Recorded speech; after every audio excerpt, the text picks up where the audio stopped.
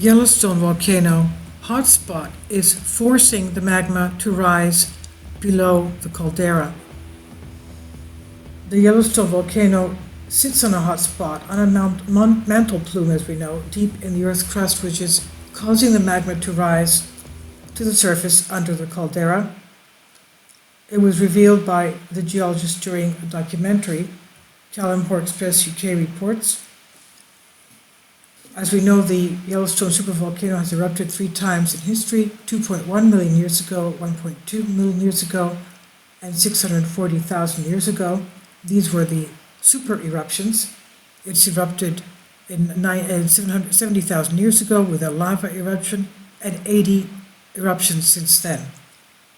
Now, volcanoes typically erupt when molten rock, known as magma, rises to the surface following the Earth's mantle melting due to tectonic plate shifting.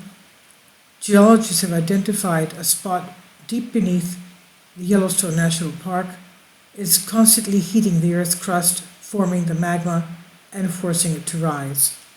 Professor Bill McGuire from Benfield Hazard Research Centre, University College in London, UK, reveals how Yellowstone is different from other volcanoes around the world. And this is what he revealed in a BBC documentary titled Choose Supervolcanoes. This is what he said in 2011. He said, many of the world's volcanoes are located around the rigid tectonic plates that make up the outer part of the planet. But Yellowstone is a little bit different. Yellowstone is sitting above what we refer to as a hot spot. What you have is the hot materials from the Earth's mantle coming up, hitting the Earth's crust and melting it. That's what's happening under Yellowstone. The documentary explained it revealed how this hotspot continuously poses a threat. Dr. McGuire says, a hotspot is a fixed point deep in the Earth's interior that the American plate slowly moves. It melts the overlying crust, and that creates a huge chamber of molten rock. This is eventually forced up to create a supervolcano. Scientists in the past revealed that should an earthquake occur, it could take less than 2 weeks before a catastrophic reaction is triggered. And this is what we've recently reported from Science Alert and Science Direct. Others say it could take thousands or tens of thousands of years. Others say that a supervolcano can quickly come to eruption in weeks or months.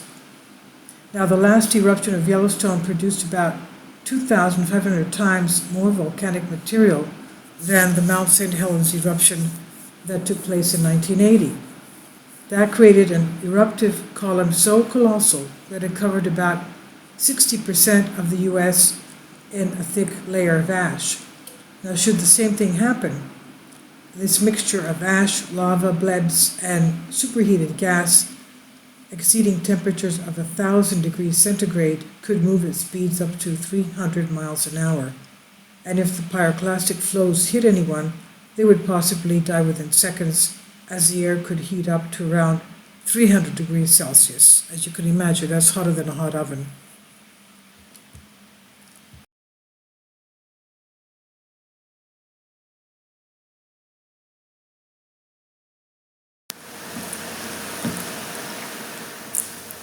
If you'd like to join me on my Patreon account, you will hear content not covered by mainstream media.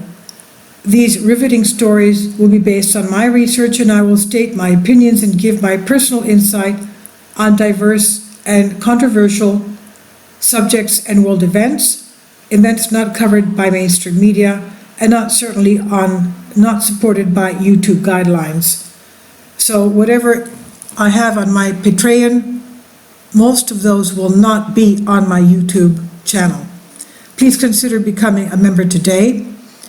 More of the most significant and important videos will be on my Patreon channel.